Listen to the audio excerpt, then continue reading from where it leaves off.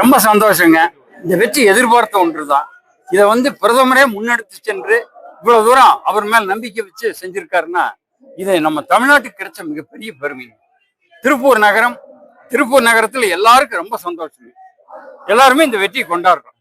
இதை ஒரு சகோதரரா நீங்க எப்படி பாக்குறீங்க? இந்த தருணத்தை எப்படி உணர்றீங்க? இந்த தருணத்தை உணர்றதுக்கு காரணங்க அவருடைய கடுமையான உழைப்பு, சின்சியாரிட்டி, லாயல்ட்டி.